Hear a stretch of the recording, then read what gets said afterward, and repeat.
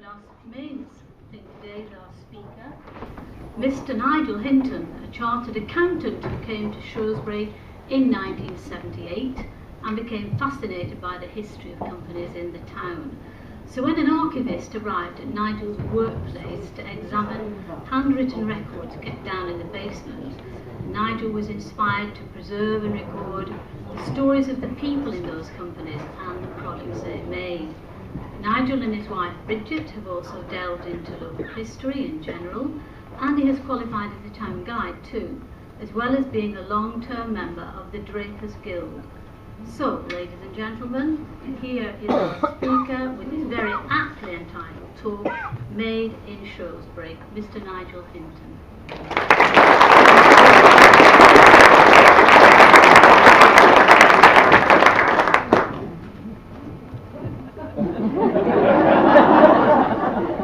Look, I'm sure you can do better than that. I don't come on to that now.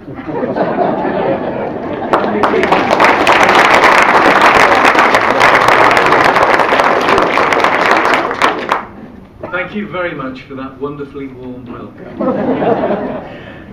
Made in Shrewsbury, as it says on the slide, is an independent, web-based research project focusing on manufacturing and products that have been made in Shrewsbury. Individual contributors are encouraged to submit their stories, because I've got a few stories of the places that I've worked and things I've seen, but other people have more intimate knowledge of their own companies, and I'll talk about them as the talk proceeds. Following this brief introduction, I thought I would talk about three areas that I'm primarily interested in. Firstly, early agriculture and the early wool trade.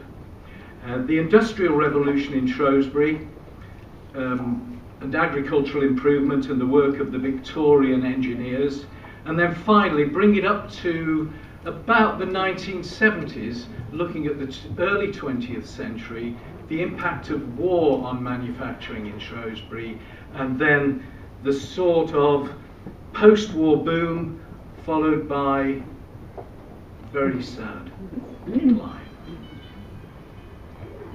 Right, that would be a fine, wouldn't it? Okay. And occasionally I'll drift off those main subjects and talk about some miscellaneous manufacturing matters that come to my attention that I think are worthy of just sharing with you. Okay. As you heard, my first interest was awakened by an archivist going to Sankey's in Bilston, where I worked, at the Albert Street Works. You can probably see that slide, and it says Albert Street Works, and it's 1921, so one of the main assets of the works at the time were horses, carts and harnesses. And that really sort of, I got quite interested in that and have carried on with it. When I came to Shrewsbury to work in 1978, I went into what you may know as the old, what are they? Old aircraft hangars on Monkmoor Road, where there was a repair unit in the First World War.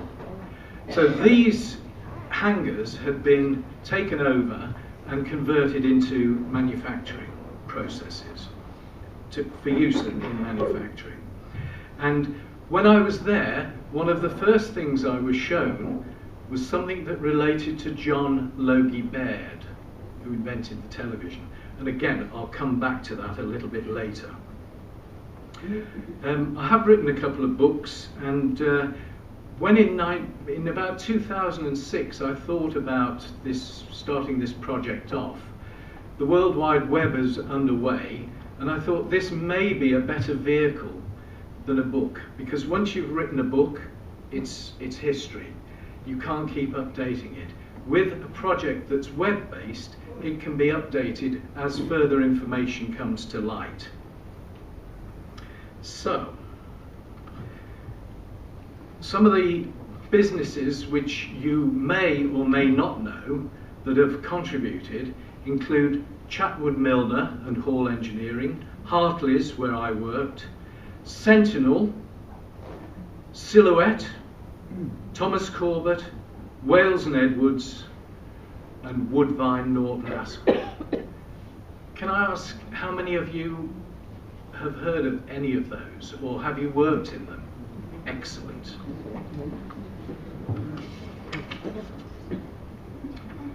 What I'm just going to talk about for a few seconds is pre-industrial Shrewsbury.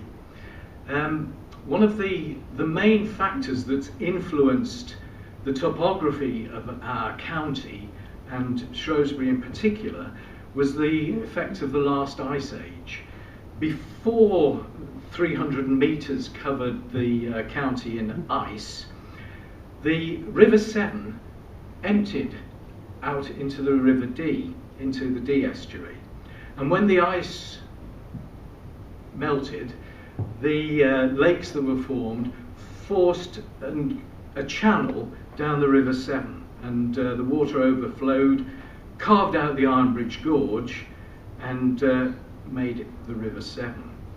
The routing action that melted water had was to bring minerals closer to the surface and make them more accessible.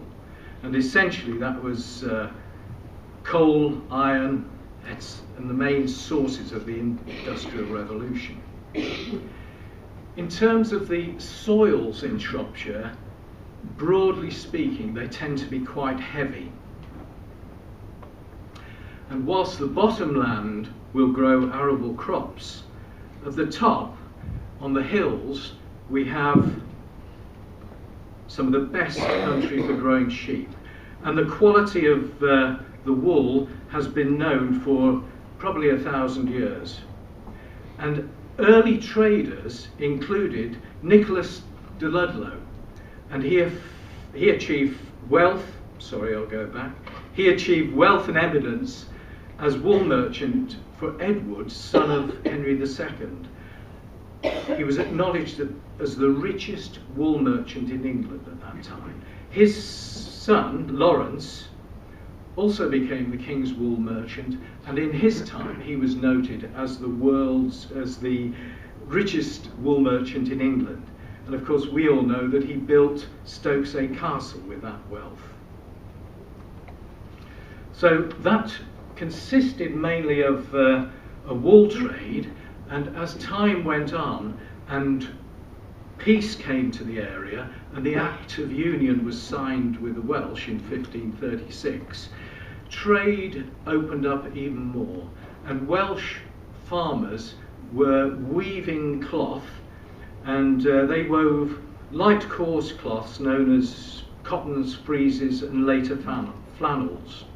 And they found an export market from Wales through to England and eventually London, and that market was controlled by the Shrewsbury Drapers Company.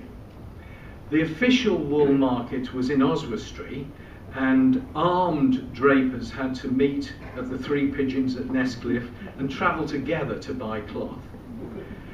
Back home, when they brought the cloth back, it was processed, and a lot of it would have been processed in the very place that we are standing, by the river, with access to water. The processes involved softening the cloth, and we know how they did that, by fulling it. Later, urine was replaced by fulling hammers. It was much more satisfactory to do that. And the cloth was then washed again in the river and hung out on tenter frames. And it was hung on tenter hooks. And the cloth was hung over and stretched.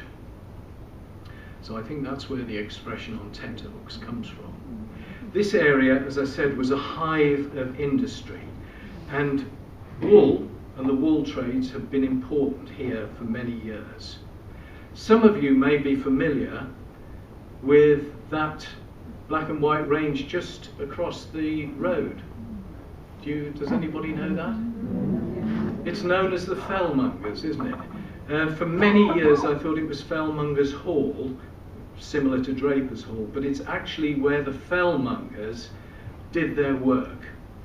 The Fellmongers recovered wool from sheep skins. So after the butchers had slaughtered the animals, the skins were brought down and first bathed and washed with a mixture of alum, and then the skin was dried, and the Fellmongers had a sort of framework that they put the skin on, and they manually tore the wool off the sheep skins. I always imagine they must have had very soft hands because of all the lanolin in the wool.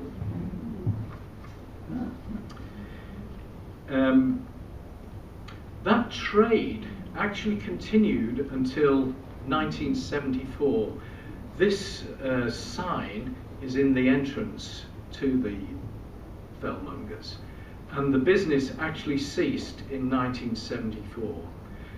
And that time, the baths that they washed the skins in emptied out onto the River Severn, and I think it was probably the pollution regulations that closed the business down. Does anybody remember that at where Halls and now Hatches was? The baths? No? Okay.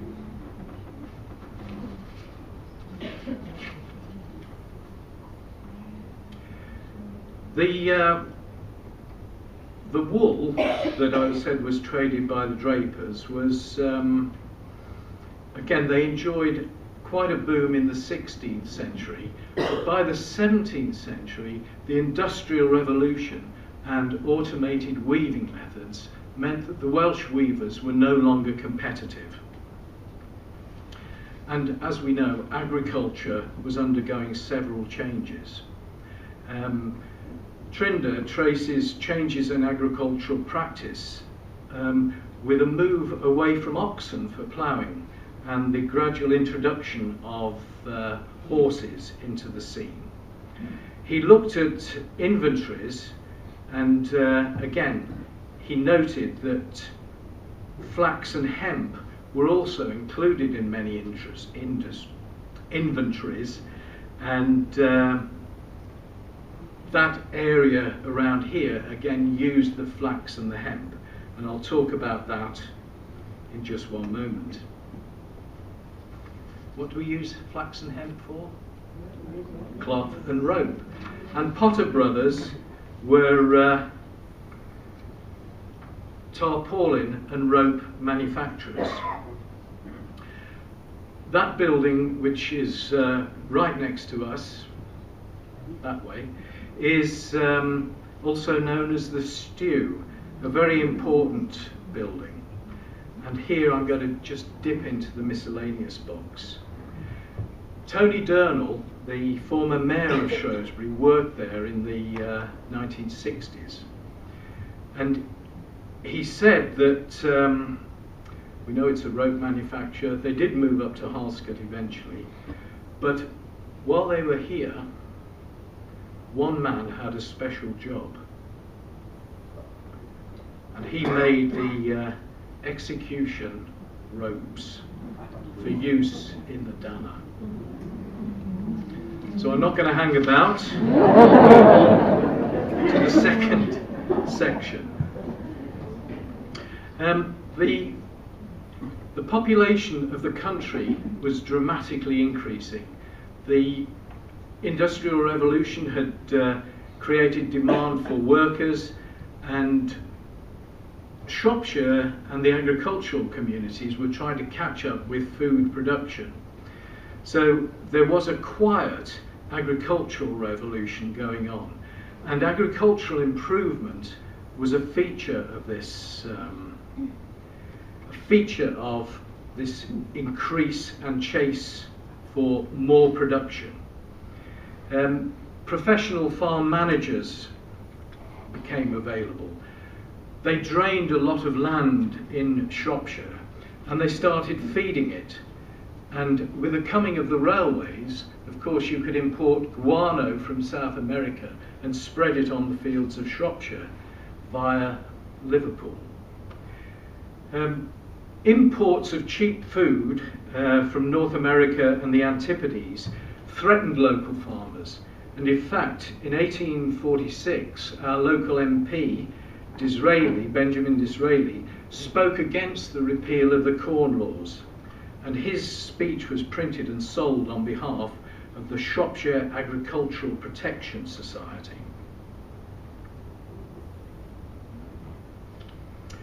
But it wasn't just a one-way trade with products and food coming in from North America and meat coming in from Australia and New Zealand. Breeding stock from Shropshire was exported, and both the Shropshire sheep and the Hereford cattle societies were begun and started in Shropshire. In fact, the Shropshire sheep was the first group to record pedigrees and sell stock through flock books, which basically gave a description of the ram that was usually sold for quite substantial money. So these big changes in agriculture meant that the agricultural workers had to become more efficient, and they did that by the help of enterprising engineers. So a very enterprising engineer was Thomas Corbett. Does anybody know Thomas Corbett or the work of Thomas Corbett? Do you recognise the factory in Castle Gates? Yeah.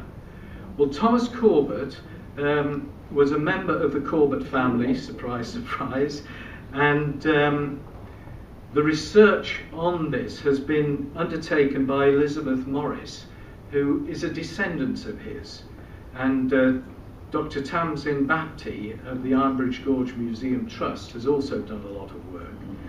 But he was an engineer from a family in Wellington. They had a business of engineering there. And he came to Shrewsbury and was quite successful. He was a very good marketeer, because it's not only the need for quality products, but you've got to be able to sell them. Now that is the subject of another lecture. Discuss design and engineering, manufacturing and profitability. Any engineers here who had rows with accountants and salesmen in the 60s and 70s? Yeah? That's a feature that I remember. The engineers would make a quality, really top-end quality product. The salesman wanted the price down here, and we had to arbitrate. Okay. Thomas Corbett, his strong point, as well as making things, he was able to sell them, and he went on export trips. He had good marketing techniques. He sent Christmas cards to his customers with pictures of himself and the factory, and he also went on a round the world trip and sold products made in Shrewsbury to New Zealand farmers. Now, what sort of things was he making, do you think? What do agriculturalists need? Ploughs, yeah. And he, in theory, I'll just go back, you can see there's a whole range of products going round the factory, from ploughs to winnowers to shakers, cheese presses, all these sort of things. It was a complete range of products that he offered. But he entered these for competitions, and prizes were awarded by the various agricultural societies that had recently been formed.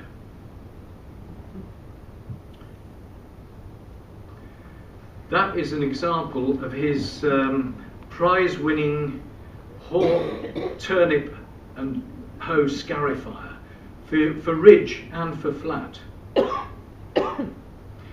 Again, it's within my memory of seeing two ploughs in the building that used to be his showroom. They were on the roof. As you came out of the station, the showroom was opposite, and there were two ploughs on the roof. Did anybody remember those? They were there till about the late 80s. No?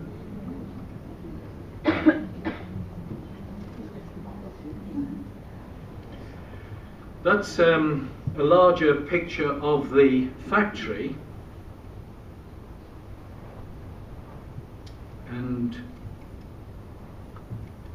sorry, I shouldn't do tech.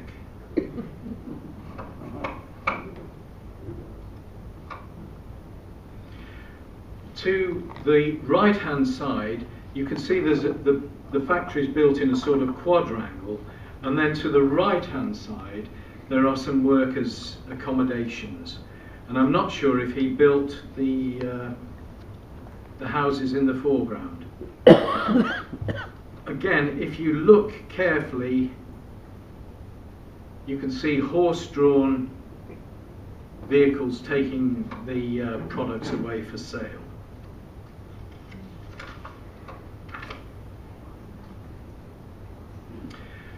I said to you the Made in Shrewsbury project was web-based, and I've had a lot of contributions from people from Shrewsbury who've travelled abroad.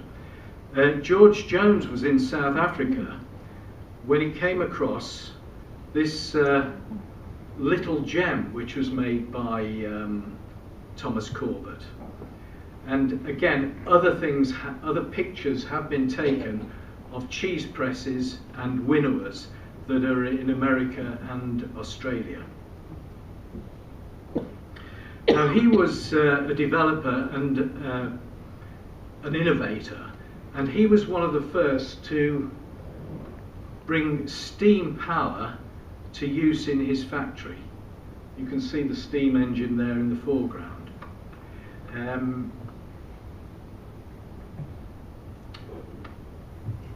I'd also mentioned agricultural societies earlier.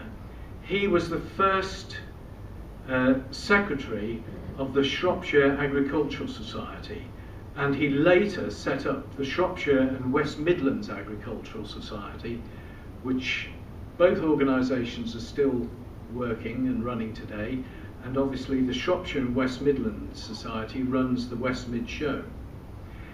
After his career in business, he entered local politics and became a councillor and mayor of Shrewsbury, and you can see his mayoral chain.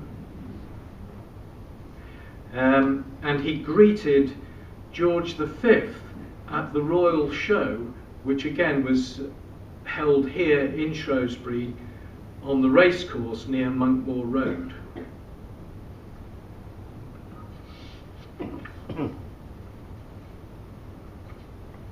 Okay, I want to just dip into the box of miscellaneous manufacturing matters. We're in the Walker Theatre. Who's Mr. Walker or Mrs. Walker? You ever thought about it? Well, I did because I'd heard he was an engineer, and he was indeed Charles Clement Walker, and his brother William operated the Midland Iron Works at Donington near Newport, and the company C&W Walker was internationally famous for making enormous gas holders, and they were exported around the world. That factory closed in the 1970s. In 1867 he was listed as a member of the Institution of Mechanical Engineers, and when he died his will set up a trust for education and artistic benefits for Shropshire people. Sorry, I shouldn't have done. I'll put this away because I don't want it to click.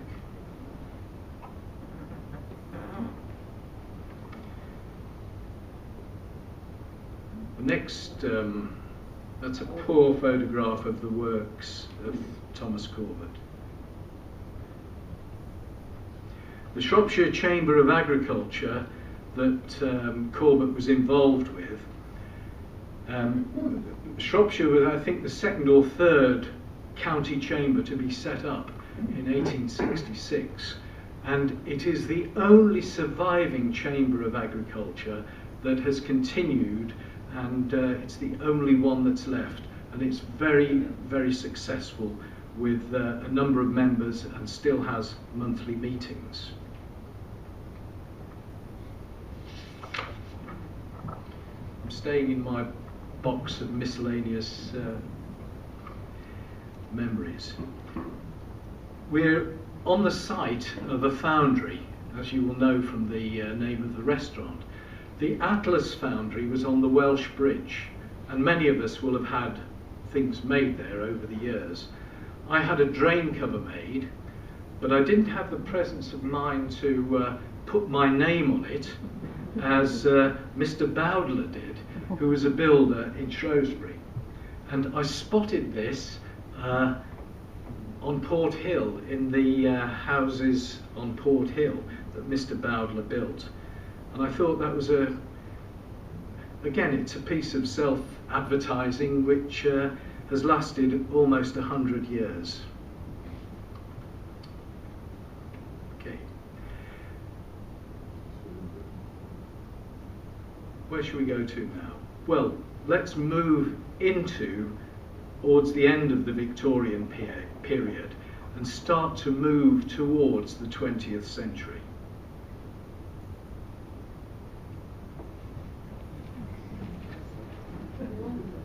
Does anybody recognise that building? Sentinel Works, yeah. There has been a very good history of the Sentinel steam wagon, published privately. It wasn't in print, but it might be available now. But on the Sentinel Drivers website, there's lots of interesting information. The Sentinel business was founded in 1875 in Glasgow as a marine engineering company. And when Stephen Evans Alley took over the company from his father in 1895, he had the feeling that it might be more successful if he brought it down to Shropshire.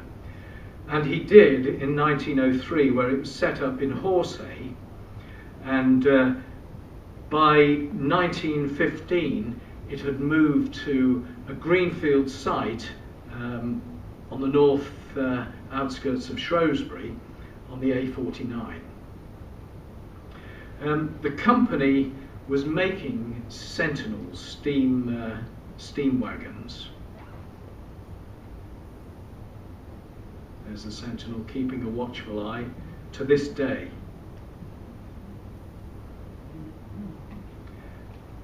That's the factory, but they were struggling.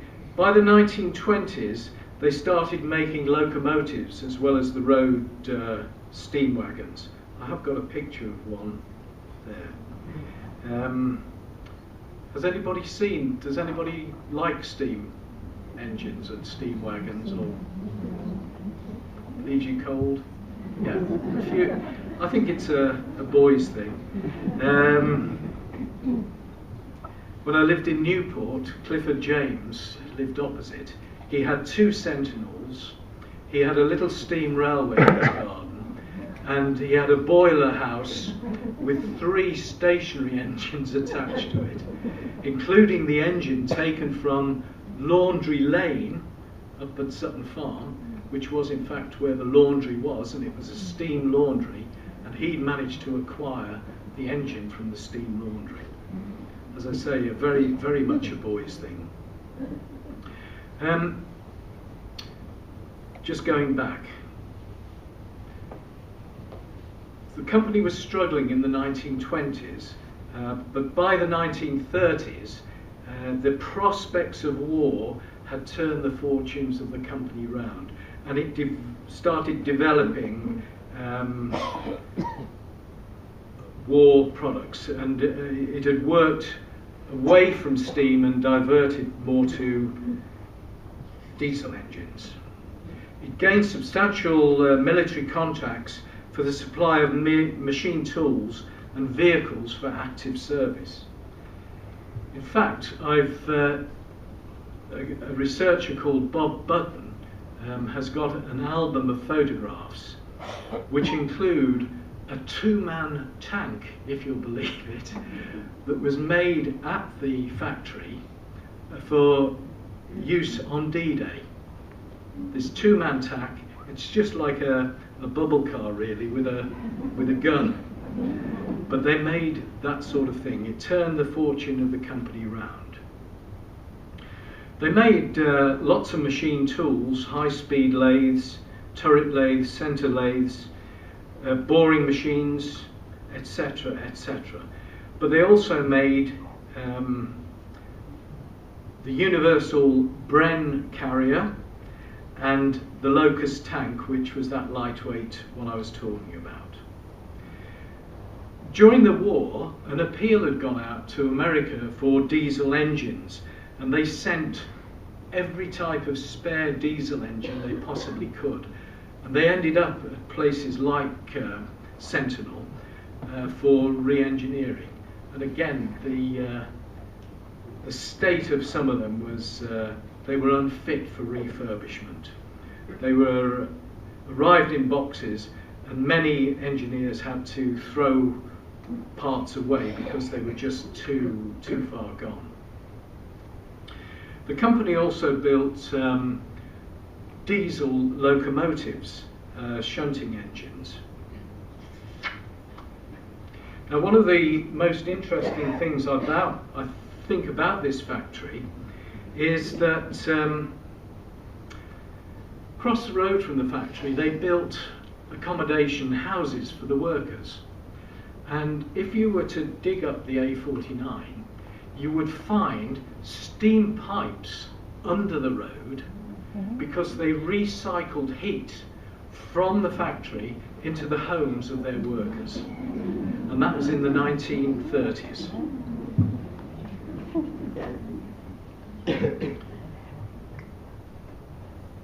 Okay, moving on. Does anybody recognise that safe? Chatwood's, yeah. Again, this is a miscellaneous bit because there isn't time to delve into all of the company, the history of every company. But Chatwood's were a local company, and they merged with the Miller Safe Company and produced safes in Shrewsbury. They were not only domestic size and this size, but they also, I touched it again, haven't I? They also produced bank vaults, and I get a number of calls from people saying, can you unlock a Chatwood safe? Is it worth anything? We can't move it, it's concreted in. And I had a Hong Kong bank phone up and say, we've got a vault which we'd like to remove. Can you help us? I said, sorry. Okay, moving on. We've touched on engineering and vehicles, and the next company I want to talk about were vehicle engineers.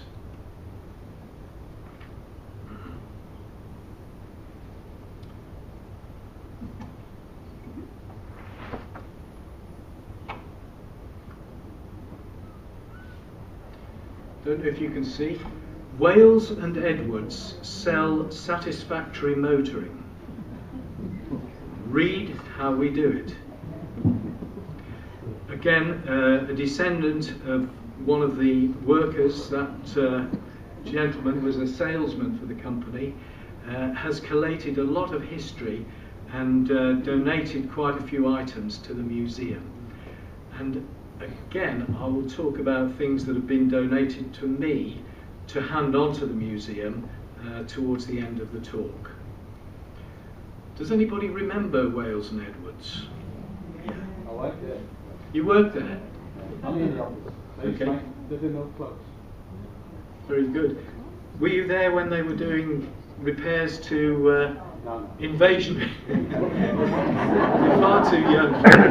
But when invasion vehicles on D-Day were damaged, they were brought back to Wales and Edwards to be refurbished and repaired. May have, no. There was a workshop across the road which was known as the Barge, and that company made products for Spitfire production, and that was in a secret part of the factory which not many people were allowed into. So those Spitfire parts were taken from Shrewsbury to Castle Bromwich to be incorporated into the Spitfires they made there.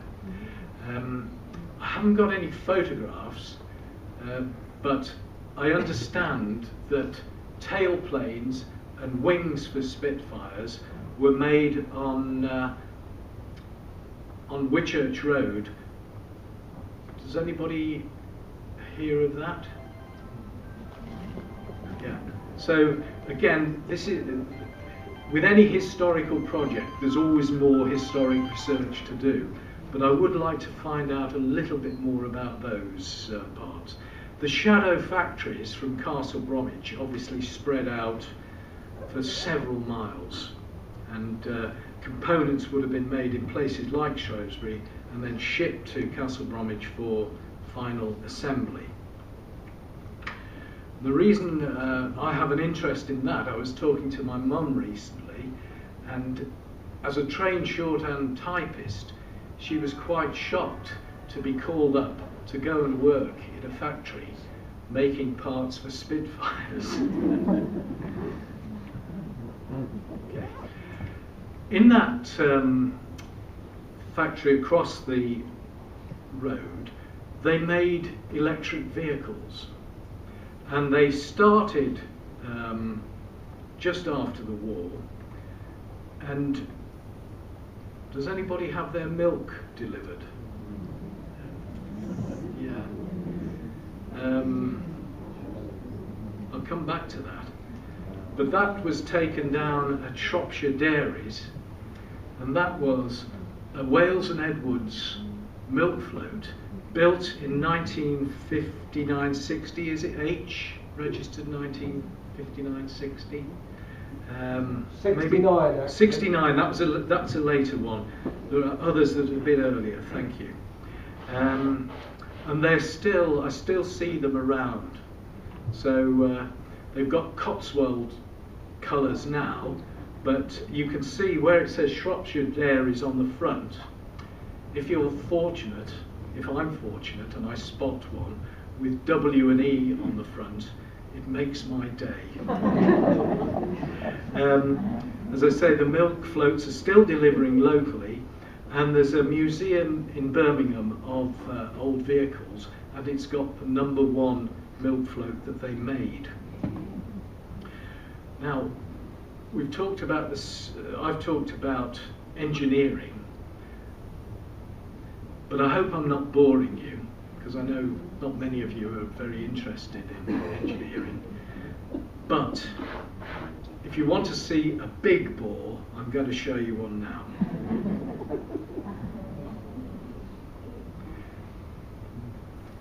That's a boring machine that was made by Asquith's.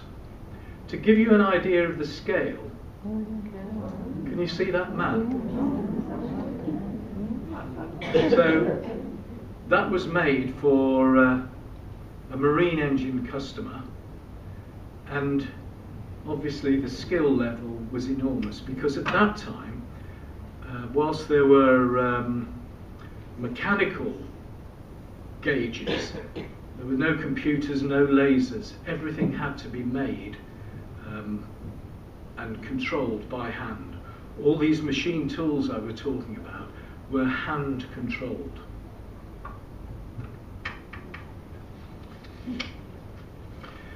The other thing they manufactured, again, were big pieces of engineering. And again, you get an idea of the scale with the man standing here. And a block of steel would go on at that end, and you can see the various boring machines going in, making holes, routing out oil ways, and then the engine block, the finished engine block, would appear at the end. But Warner Swasey continued to manufacture those machines and sold them to the motor trade. Okay. Have you had enough yet? Another 10 minutes or so?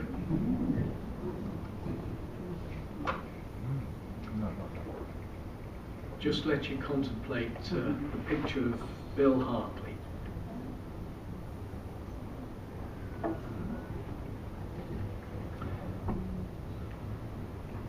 Well, he was educated at Malvern College and the University College of Aberystwyth, and he founded Hartley Electromotive in 1939. The business started here in Frankwell. I'm not exactly sure where, again, more research needed, but I should be able to find that in due course. And then he built another works in Ketley. And I got a lot of information, again, from former employees. Herbert Hume, who was in WEM at the time. And again, why I started this project, he was typical of people that worked in engineering. He had lived in Shrewsbury in a big house. He then retired to WEM and downsized. And of course, all his photographs, pictures, memorabilia and ephemera from his working life ended up in a skip. And of course, you've got to have a sort of a sense of history, I think, or think, well, this may be useful to, say, Shropshire Archive, or this may go into Shrewsbury Museum. So he'd got a few things, but of course he'd got his memories, and he was able to tell me quite a bit of information.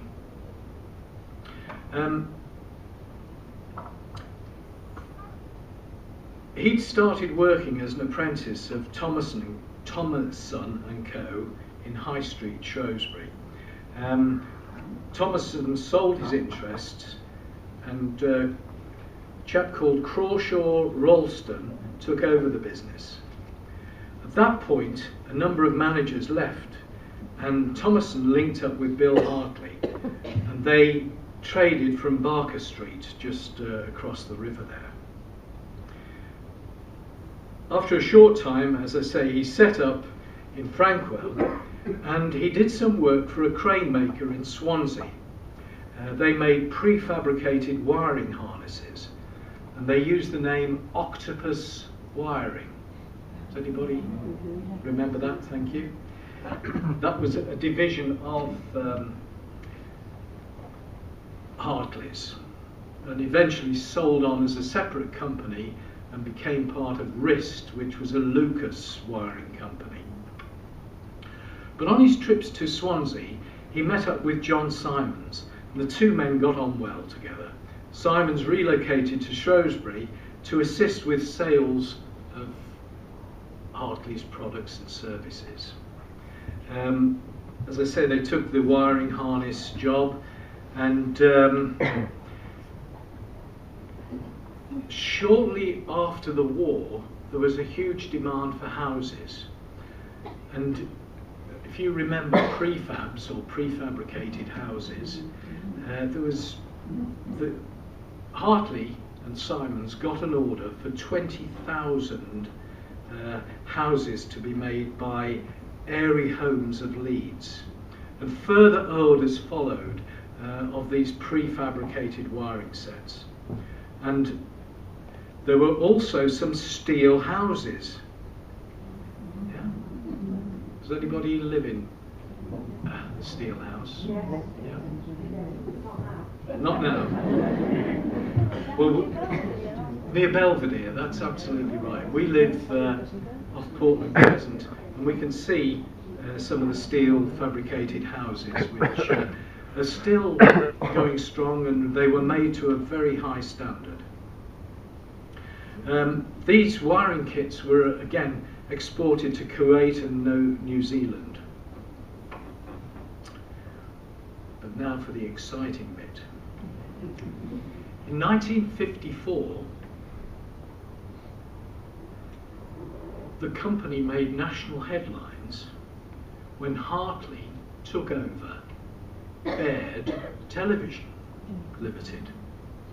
And a new company, Hartley Baird Limited, was formed. Mr. Hartley was appointed managing director. And television sets were actually produced in the factory on Monkmoor Road. Now that is an artifact I would like. They were made, I think, principally for radio rentals or one of the TV rental companies, but televisions were made in Shrewsbury. And again, Mr. Hartley treated Baird with respect and continued to pay him a substantial pension after the takeover. And one of his descendants, I think it's his son, contacted the website and made that comment. And the email's been put on the website if you want to read it. So as well as television sets, they made radio sets, again of a high quality. The Hacker company was probably the pinnacle of quality in terms of super heterodyne technology of the day. But they also developed their own products. Sorry, I'll just skip through. And the tape writer was a dictation system, and you can see at the top of the screen, I hope, you can see some tapes. And this unit, this part, was detachable, and it worked like a cassette. There's a microphone that the boss would dictate his letters into, and then he would lift the unit off, the recording unit, and the secretary would put it onto her unit and transcribe it. Now, I have a suspicion, I've got no evidence, that could have been one of the world's first cassette tapes. If you look at a Philips cassette tape, the engineering is almost identical. But that's just hearsay, it's not history.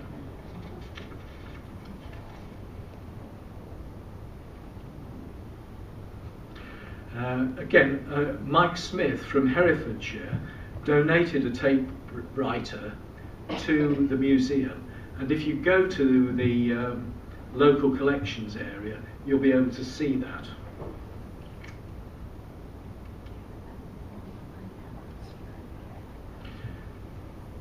The factory on Monkmoor Road had a full capacity and could make anything metal and electronic assembly as well. So that's why it was able to produce these televisions, and it also made radios. The latest donation I've received is an oscilloscope that was made in the factory in 1951. And it comes complete with instructions and a note of caution because it's heavy. It weighs 35 kilos, 70 pounds in old money, and it's still sitting in my entrance lobby, and I need to get it moved into the museum, but I need a forklift to lift it. Okay.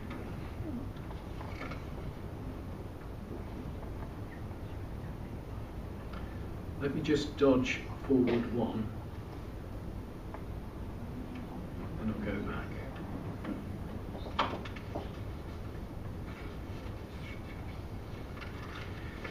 When I was at Hartley's, which became Shrewsbury Electronic Engineers, and later became Shrewsbury Technology, we were manufacturing microfiche readers. Does anybody remember microfiche? Yeah. We had a contract with Barclays Bank, Barclays PLC. We made probably about 12,000 in all, different types of microfiche readers, which all were delivered to the management services in Knutsford.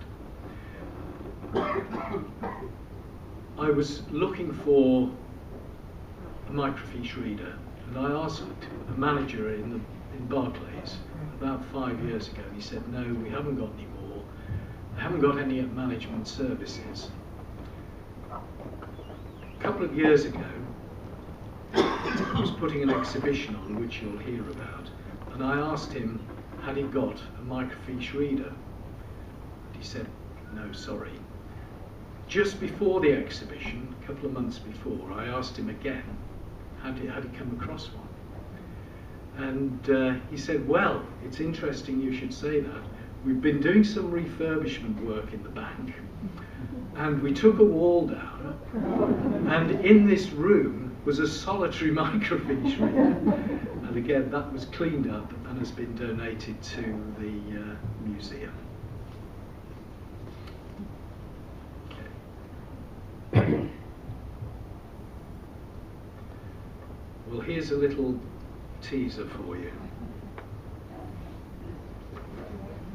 Yeah? I couldn't rotate the slide before I ran out of time, so I apologise for that. But I'm going to talk now about probably the most famous company, possibly other than Rolls-Royce, that operated in Shrewsbury. Again, some very brief outline about the background, because this, I remember Silhouette not only in Shrewsbury, but I remember it in Market Drayton when we lived in Newport.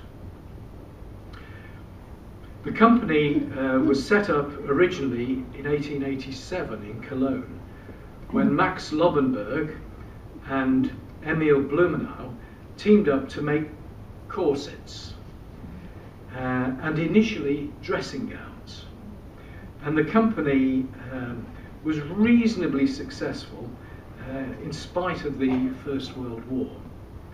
But of course, after the depression of the 1930s and the rise of the Nazis, they had to get out. And so the company was moved lock, stock and barrel to Paris in France, where they set up a manufacturing operation, and they also had, they also supplied corsets to retailers. Again, some of you may have been to other lectures where I've talked about the history of Silhouette. I could go on forever about it. But the most interesting thing in Silhouette was that in 1937, believe it or not, they'd obtained the manufacturing rights for a new and revolutionary garment, a radioactive corset. It had, it was claimed, a stimulating and rejuvenating influence on the cells of the human body. It would aid fatigue, warm the body, and help with rheumatic pain. Who wants one? A patent had been issued in France, including a certificate from Marie Curie, the institute, confirming its radioactivity. The London arm, of course, once Hitler marched into France, the company skedaddled over to London and set up at the Angel in Islington. and the company in London did manufacture a few. Dear, dear. But of course, having got to London for a little while, when the bombing started, they decided to come to Shrewsbury. And the story is that they couldn't decide whether to come to Shrewsbury or go to Coventry. And they stuck a pin in the map to the nearest point. And fortunately for them, they came to Shrewsbury. Very briefly, I'll come back to that symbol. They set up operations in Tankerville Street Church Hall. It's still there, and that was where they first started making corsets. They had opened a cutting room across the river, and they used to bring the components in a pram across the River Severn by the footbridge there. That's the story. Then they moved to the pump house by the River Severn, and they took on the chapel there, the church, as a restaurant and restroom for the staff. You can see that flash American car. That belonged to Hans Lobenberg. This was the next generation of the Lobenberg family. That was the working conditions, and you can see the sewing machines. Underneath the table, what you can't see is the transmitting power. These were operated by belts that operated all the machines at the same time. I think that's quite appropriate. Using belts to make garter belts. Okay. They also refurbished corsets in the factory in Shrewsbury, and until a revolution in new technology enabled them to redesign the corset. And the new technology of the time was something called nylon. Remember nylon coming in just after the war? Yeah, that's right. And it was because nylon was able to be used. And what was the stretchy version of nylon called? Lycra, thank you very much. They thought they could redesign a corset and reduce the cost of it. And that's what they came up with. The silhouette little X. And again, because of the huge price saving compared with a traditionally produced corset, they sold millions of them, and they exported to 71 countries. The factory that I told you about, the pump house and the other factories, were not big enough to cope, so they commissioned a new factory to be built at Harlescott, and that was designed by Walter Marmerick.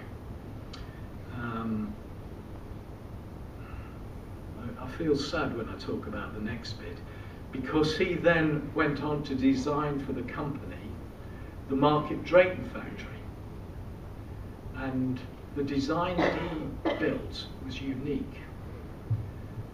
The roof was like a waltzer, you know, it went up and down and round and round.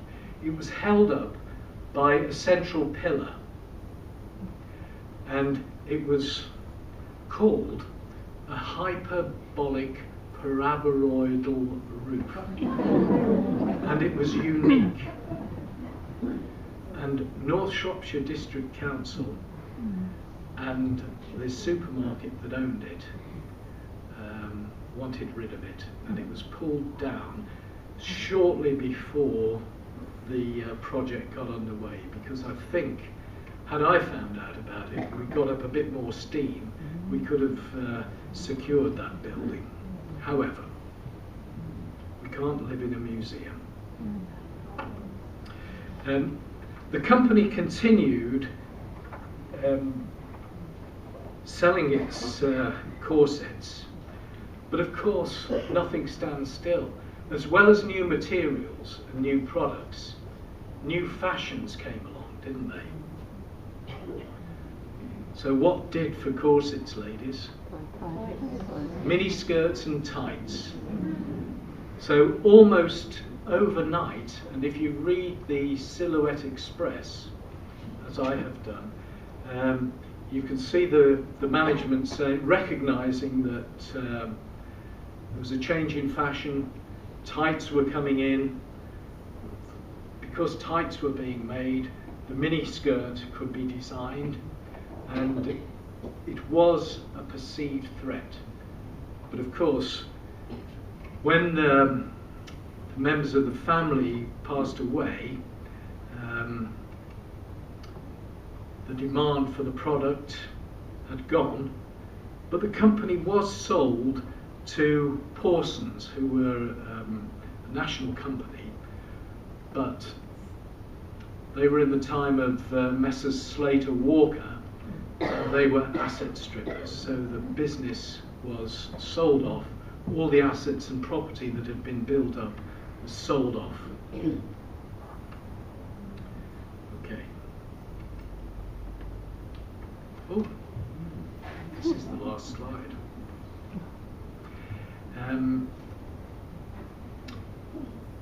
It's been a real joy to talk about this project because, as you can see, I'm quite passionate about it. I think manufacturing history is one element of history which is really important.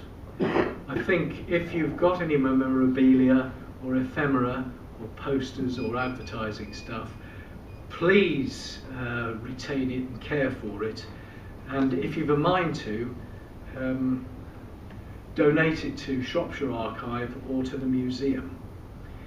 I think these days the opportunity for study and research into history are widely available.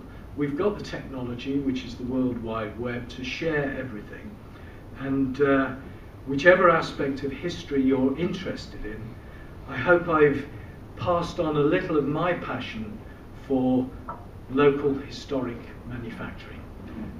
Thank you very much.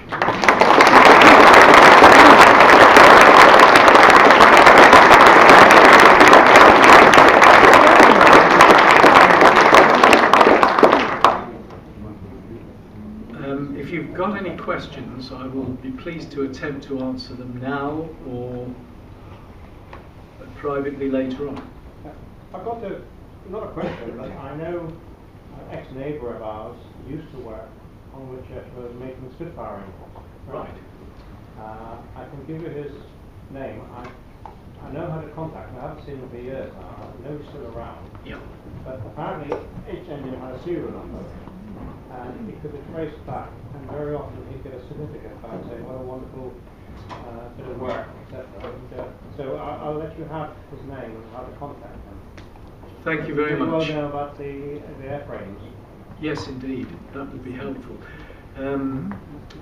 Again, a lot of people are very cautious about talking about this war work because they signed the Official Secrets Act if they were working on it. And it is very general.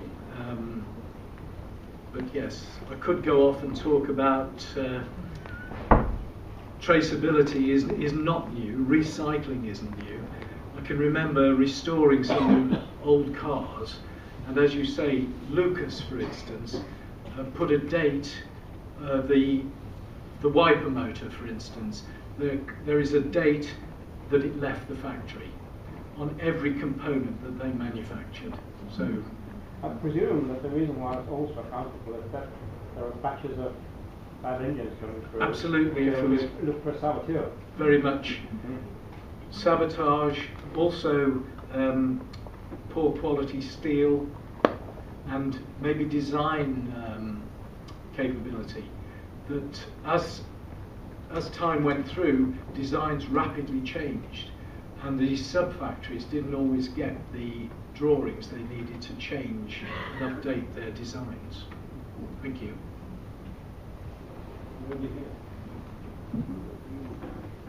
Well, I'm just curious because the roundabout near Sentinel, so it's known as the Rolls-Royce roundabout, that works used to have an RR on it. Yes. But you only briefly mentioned Rolls-Royce. Yeah, it's a question of the time. That's the only problem. We did have a Made in Shrewsbury exhibition in the museum last year, and the people from Rolls-Royce made a significant contribution to it. And on the website there's mention of it, but again, more work, more things to do in the future. At the same time as Sentinel? No, they followed on. They followed Sentinel. Oh, yeah. They took over the company and the factory. I'm afraid we'll have to stop it there. Time is running out on us. Nigel's certainly given us a look at the steamier side of history today in Shrewsbury. How lucky we were to have the raw materials, the iron and the coal to fire the Industrial Revolution, and to give our town all it's had and yet remain as unscarred as it is compared with the mill towns in the north where I come from. It behoves us to know about our town and its past, and to appreciate these enthusiasts for collecting all the historical details. So will you please join me in thanking Nigel for his excellent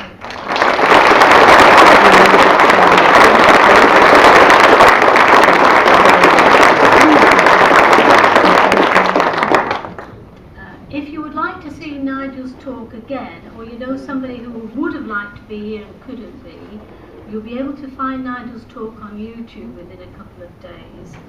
Our next coffee time, folks, is at 10:30 a.m. to 12:30 on Friday the 2nd of October at the Beaconsfield Club opposite the bus station. As you know, you can bring down your laptop and tablets and so on and ask Mike, our IT man, of questions you need to know about those. But we are thinking of setting a couple of tables aside for members who'd like to learn how to, well, play whist, do a cryptic crossword, killer Sudokus, that kind of thing.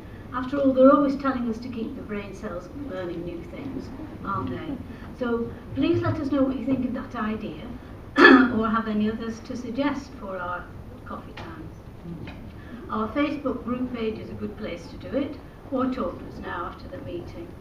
Our next theatre meeting on Monday 19th of October will be our annual general meeting. We'll try and make it as efficient as possible, and there will be a speaker too. So thank you for coming today, and that's it.